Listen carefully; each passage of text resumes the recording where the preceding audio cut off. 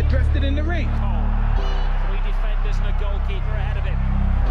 Oh, what a finish from Andy Cole! The Generation X, Atlas, the Generation X. Guess I'm just a product of the 90s. Grew up on Def Jam comedies enticing. Boombox where the tape unwinds inside it. And Death Row Records make thug life enticing. What's good? I'm Fitz, and this is another episode of Football Manager Friday. 94-95 database by Mr. Tinney. This week we've got matches against Chelsea, Nottingham Forest and Crystal Palace, all in the Premier League. And we'll see if there's any twists and turns to be had on transfer deadline day.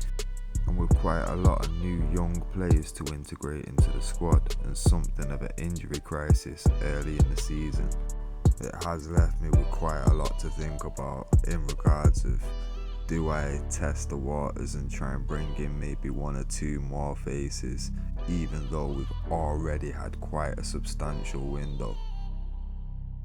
But we'll start off with Chelsea away in the league, and as you can see by the lineups, not really much for us to worry about here. You can see why the rivalry's faded. But with Zidane suffering an injury in the first half, we had to bring on Rivaldo, who ended up scoring 2 goals to bring us the result.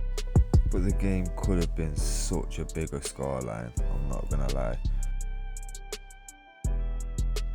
As you can see here, we absolutely demolished them. Only 2 shots for them, only 1 on target. Meanwhile, we hit 32 shots, but only 12 of them hitting the target. So, fairly frustrating to watch. And as I said, Zidane took a little bit of a bump, couple week injury. Not having no luck with these new signings. But, like I say, nothing too bad at the minute, so I can't complain too much. A loan offer came in for Keith Gillespie. Don't plan on using him this season at least, so might as well get something in for him. Cafu, Pallister and Rivaldo all make it in team of the week. Great performance against Chelsea. And now we've got to face Nottingham Forest in the Premier League. A young Stan Collymore going to cause us some problems. Captain Stuart Pearce, Alf-Inge Haaland. Yeah man, not a bad squad, but it shouldn't cause us too much of a problem.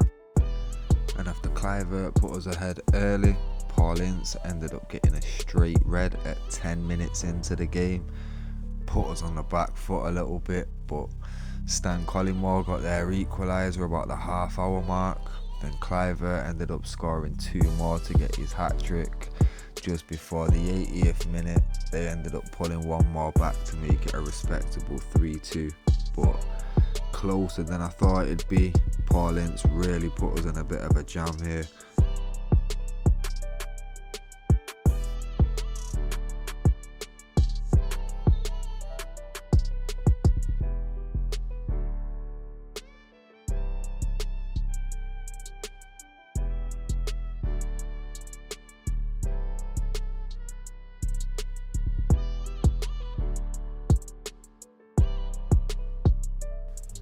Wing play tactics working well for us, assists from Carlos, Konchesky and Giggs, and obviously a man of the match performance from Patrick Kluivert.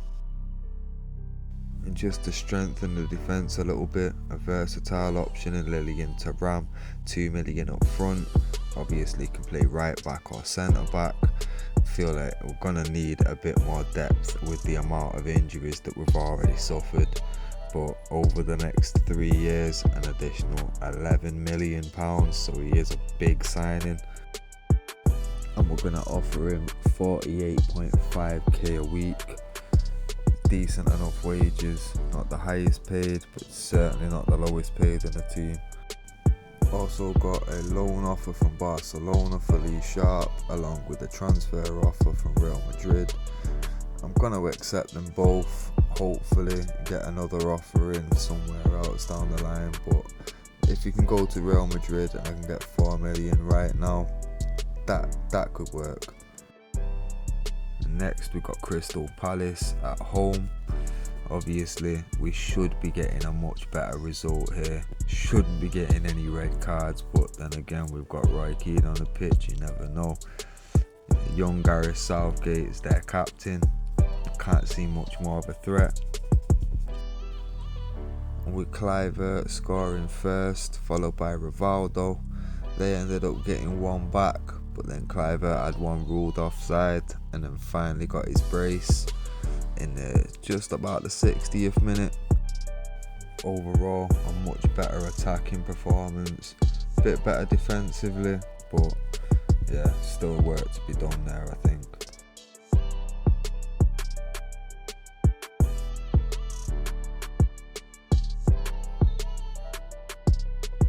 The player performances actually reflect that as well. Weren't too bad from the defence, but nothing outstanding. But most of the midfield and the attackers spot on today. And Thuram signs, so hopefully that'll bring a bit more stability to the defence once everyone settles in. And another loan offer for Lee Sharp, which could actually work out financially nice for us. Ince is handed a further 2-match ban. I'm not even going to appeal it. It was a brutal challenge. And on transfer deadline day, we got rumours about Dennis Bergkamp, Frank de Boer and Emmanuel Petit all meant to be joining the club. Now, they are all shortlisted. Frank de Boer could be seen as almost like a Thuram type signing that could strengthen the defence quality wise, but also give us options at left back and centre back. I feel a Dennis Bergkamp role could be utilised, but is it really needed? And Petit, unfortunately, with Ince, Keane and Butt all playing that defensive kind of role, ball winning midfielder, I don't really think he's that needed. And to see that agents are offering players like Gianluca Vialli and Dennis Bergkamp, I might have to act on that.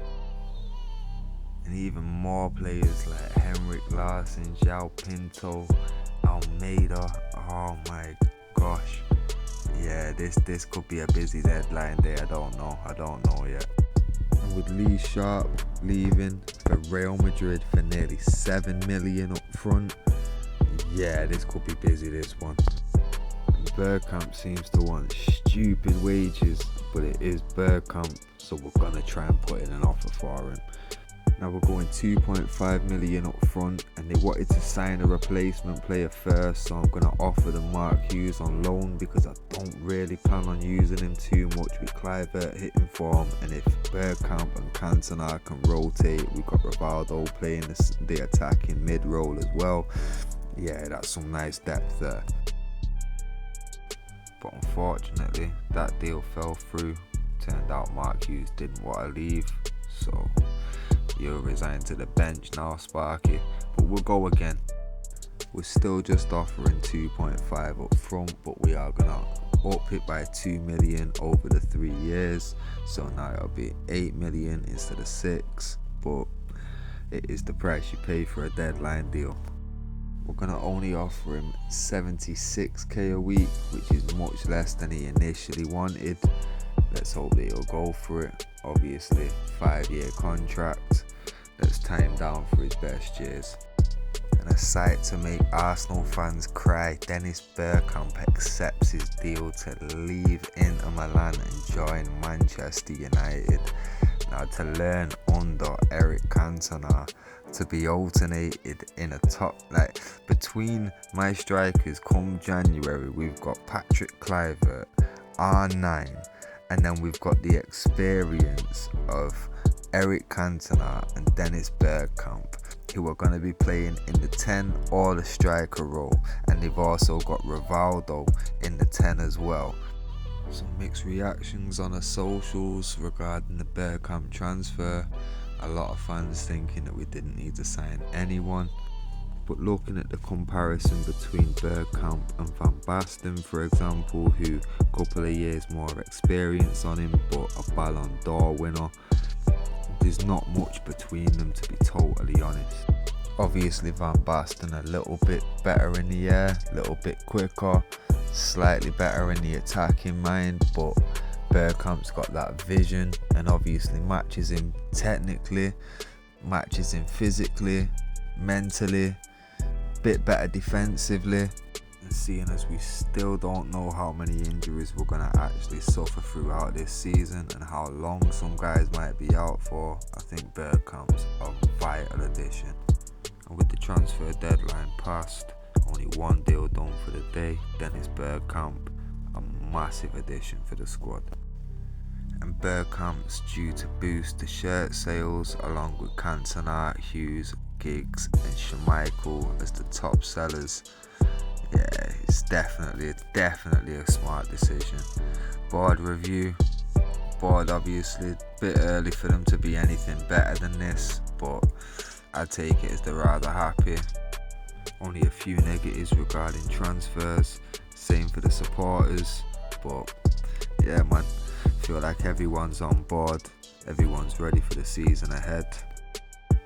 Yeah man, catch us next time for matches against West Ham, Wimbledon, Champions League draw, and maybe a few Champions League fixtures.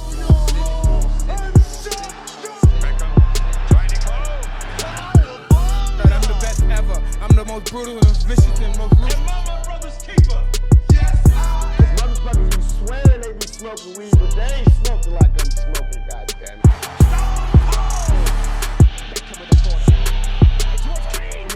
Let me understand this, because maybe it's me, I'm a little fucked up, maybe. Mikey Joe made this. See me, it's gonna be bad. The Entourage. I don't know right now, because they trying to blame a lot of violence on rap. I ain't scared of you motherfuckers.